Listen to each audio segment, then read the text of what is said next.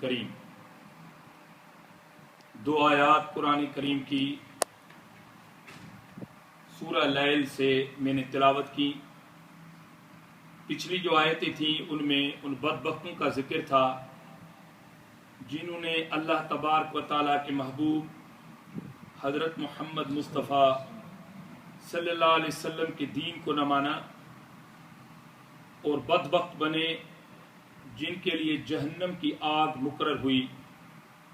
اور اللہ نے فرمایا فَأَنذَرْتُكُمْ نَارًا تَلَظَّىٰ لَا يَصْلَاهَا إِلَّا الْأَشْقَى الَّذِي كَذَّبَ وَتَوَلَّىٰ، کہ وہ جو جہنم کی آگ ہے ان بدبختوں کے لیے ہے جو اللہ سے ڈرتے نہیں، قیامت کے دن کو سچا نہیں سمجھتے، جھوٹے، حالانکہ ان کو پتہ ہونا چاہیے کہ یہ دنیا کی زندگی فانی ہے، اصل زندگی آخرت والی ہے۔ یہ پچھلی آیتیں تھیں۔ اور اللہ سبحانہ و تعالیٰ فرماتا ہے وَسَيُجَنَّبُهَا الْأَتْقَى، یہ جہنم کی آگ ان لوگوں سے دور رکھی جائے گی جو متقی اور پرہیزگار ہیں۔ یہ پراپر جو آیت اتری تھی سیدنا ابو بکر صدیق رضی اللہ تعالیٰ عنہ کی شان میں، جب انہوں نے سیدنا بلال کو خریدا تھا، خرید کر لائے تھے بڑی رقم دے کر حضرت محمد مصطفیٰ صلی اللہ علیہ وسلم کے دربار میں۔ الذی یؤتی مالہ یتزکا، وہ اپنا مال اس لیے دیتے ہیں کہ وہ مزکا ہوں، مطہر ہوں، لوگوں کو دکھانے کے لیے نہ۔ ٹھیک ہے، یہ آیتیں اس واقعے کا شان نزول ہے۔ دوستو تقویٰ کیا ہے؟ تقویٰ اور پرہیزگاری دو چیزوں کا نام ہے، اس کو آپ غور سے سنیں۔ ایک تقویٰ یہ ہے کہ اللہ تبارک و تعالیٰ سے ڈرا جائے، حیا ہو اپنے رب سے۔ جہاں کہیں بھی آپ ہوں، آپ سوچیں کہ میں بندہ ہوں، میرے اوپر ایک رب ہے۔ جس طرح ایک ایمپلائی یا ایک ملازم اپنے اسٹرانگ باس سے گھبراتا ہے کہ بھئی آفیشل غلطی ہو گئی تو میری شامت آ جائے گی، اسی طرح بندہ جو ہے، جس کو بندہ کہا جائے، بندہ ہے کیا؟ اس کی مثال سنیں۔ محمود غزنوی نے ایاز اپنے غلام کو بولا، جس سے سب جلتے تھے، امراء وزراء سب، کیونکہ بادشاہ اس سے بہت پیار کرتا تھا۔ ان سارے حسد کرنے والوں کو بادشاہ نے دربار میں بلایا، بتایا کسی کو نہیں کہ میں کیا کر رہا ہوں۔ کیا کیا کہ اس نے ایک طعام تیار کرایا، اپنے اس باورچی کو بولا کہ تم ایسا طعام تیار کرو جس میں کثرت سے نمک ڈالو، زہریلا کر دو اس کو۔ اس نے ایسا ہی کیا، اور جب طعام آ گیا تو بادشاہ نے پہلے بڑے وزیر کو کہا کہ یہ کھاؤ۔ جب اس نے نوالا بھرا تو اتنا کڑوا، تھو تھو کر کے بھاگ گیا۔ سارے جتنے بھی حسد کرنے والے تھے ایاز سے، سب کو اسے کھا، تو سب نے وہ نہ کھایا۔ جب ایاز کو بلایا، ایاز تو آ جا، یہ کھا لے، ایاز نے ایک چاول بھی نہیں چھوڑا، وہ سارے کا سارا کھا گیا۔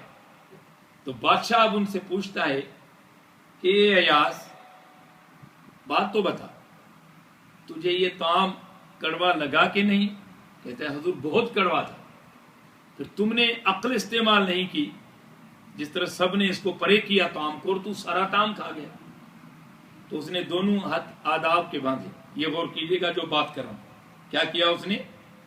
ادب کے ساتھ ہاتھ باندھے، سر جھکایا، اور بادشاہ کو کہنے لگا کہ اے محمود سلطان، اے غزنوی کے سلطان، جن ہاتھوں سے ہمیشہ میٹھے اور پیارے طعام کھائے، اگر ایک دن مجھے کڑوا طعام مل گیا تو میں بے ادبی کیوں؟ اللہ اکبر۔ بادشاہ نے سب کی طرف اشارہ کیا، دیکھو مراد کیا بنی؟ ادب۔ جس بندے کے پاس ادب نہ ہو، حاجی ہو، نمازی ہو، ملا ہو، مولوی ہو، بڑا عالم ہو، کک نہیں اس کے پاس، کیونکہ قال النبی صلی اللہ علیہ وسلم من لا ادب لہ لا ایمان لہ، جس مومن کے پاس ادب نہیں ہوگا وہ ایمان کی صرف دعویٰ کرتا ہے، ایمان کبھی اس کے پاس نہیں آئے گا جس بندے کو ادب نہیں۔ اور ادب کہاں سے شروع ہوتا ہے؟ اللہ سے۔ میں اپنا بیان صرف 10 منٹ کا رکھوں گا، اس سے زیادہ نہیں، جس میں سے میرے 4 منٹ چلے گئے، 6 منٹ باقی۔ دیکھیے اللہ کا ادب، نمبر 1 ہے رسول پاک کا ادب، قرآن کا ادب، ماں باپ کا ادب، اپنے استاد کا ادب جو آپ کو علم تفویض کر رہا ہے، مرشد کا ادب، بڑے بھائی کا ادب، بڑی بہن کا ادب، اور پھر آپ میں سے جو عمر میں بڑا ہو اس کا ادب. یہ مکسچر ہیں آپس میں ملے ہوئے. اس میں سے کسی میں بھی کمی ہو گئی تو یوں سمجھ لیے کہ ایک پاسا چوہا کھا گیا، کٹ گیا ہمارے ادب کی دامن کو. اللہ کا ادب کیا ہے کہ اس مالک کا ذکر کیا جائے کثرت سے، دل سے، دھیان سے، اور ہمیشہ اس سے ڈرا جائے. یہ اللہ کا ادب ہے. محمد مصطفیٰ صلی اللہ علیہ وسلم کا ادب یہ ہے کہ اس سے اعلیٰ اور افضل خدا کے بعد کوئی نہیں. اس کے ساتھ عشق ہو، طلب ہو، طڑب ہو، ثنا ہو، نعت ہو، اور کہیں بھی ایسے بول اگر کانوں میں پڑے جو محبوب خدا کی شان کے مطابق نہ ہو تو وہ محفلی بندہ چھوڑ دے. یہ رسول کریم صلی اللہ علیہ وسلم کا ادب ہے. قرآن کریم کا ادب کیا ہے کہ جہاں کہیں بھی، یہ خود قرآن نے سکھایا ہمیں، جہاں قرآن کریم کی تلاوت ہو، جہاں قرآن کریم کا علم، جیسے ابھی یہ عاجز آپ کو آیتیں بتا رہا ہے تو اس کو دھیان سے سنیں، دنیا کے خیالات مٹا دیں، توجہ سے ایک ایک لفظ کو سنیں اور ان کو سمجھیں، اور سمجھنے کے بعد اس پر عمل کریں. یہ قرآن کا ادب. اس کے بعد استاد ہے. سکندر بادشاہ جو روئے زمین کا بادشاہ بنا، ماں باپ آتے تھے، احترام کرتا تھا، بٹھاتا تھا ساتھ، لیکن جب اس کا استاد آتا تھا جس نے اس کو علم پڑھایا. آج کل ہمارا ایک رواج ہو گیا کہ ہم ائمہ یا استاد یا ٹیچر کو کوئی اہمیت نہیں دیتے، کچھ نہ کچھ سمجھتے ہیں. لیکن یہ جو بات میں کر رہا ہوں آپ میں اور آپ سب اسے اندازہ لگائیں کہ اس استاد کا مقام کیا ہے جو آپ کے سینوں میں خدا کے علم کو تفویض کر جائے. تو کسی نے پوچھ لیا کہ عالم پناہ وہ آپ کی ماں اور باپ ہیں. آتے ہیں ٹھیک ہے، آپ ادب کرتے ہیں، لیکن اتنا نہیں جتنا آپ اس استاد کے لیے تخت چھوڑ دیتے ہیں، آگے چلے جاتے ہیں، اس کو لے کے آتے ہیں. تو سکندر نے کیا جملہ کہا؟ اس نے کہا میری ماں اور باپ آسمان سے نیچے لانے کا سبب بنے اور میرے استاد نے مجھے زمین سے آسمانوں تک پہنچا دیا. اب تم خود ہی بتاؤ کہ میں اپنے استاد کا ادب کروں یا نہ کروں. یہ ہے علم کی قدر، یہ ہے علم اور استاد کی عزت جس سے ادب ملتا ہے. پھر جو آخری بات میں نے کی جس میں رشتہ دار ہوتے ہیں، پہلے ماں، باپ، بڑی بہن اور پھر بزرگ لوگ جو ہوتے ہیں آپ کی عمر سے بڑے، ان کا ادب کیا ہے؟ قرآن کریم میں اللہ نے فرمایا جب تم اپنی جن کی مائیں اور باپ زندہ ہیں اللہ ان کے اوپر رحمتوں کا سایہ تھا. جن کو جو اللہ کے ہاں چلے گئے ان کی قبروں پہ جا کے بھی ان کا ادب کرو، بیٹھو وہاں کل پڑھو، دعا کرو ان کے ماں باپ کے لیے.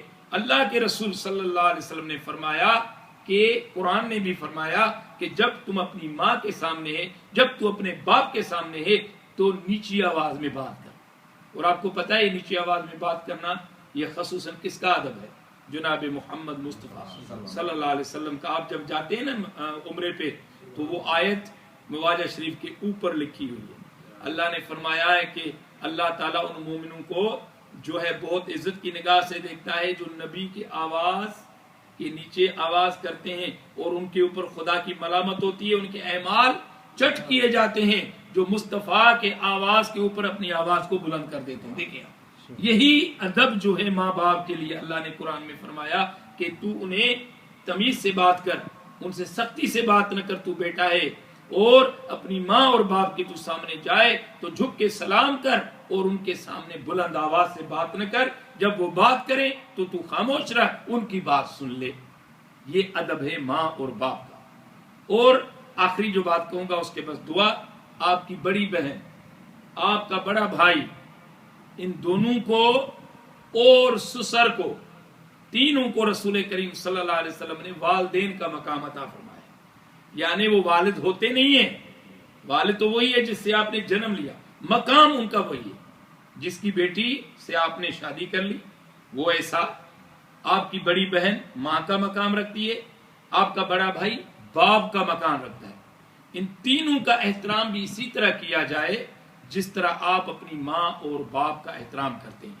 اللہ اگر ہمیں جو ہے یہ ادب نصیب فرمائے اور اس ادب کے اندر ہماری زندگی ہو، اس کے بدلے میں اللہ کی طرف سے ہمیں مضبوط ایمان نصیب ہوتا ہے۔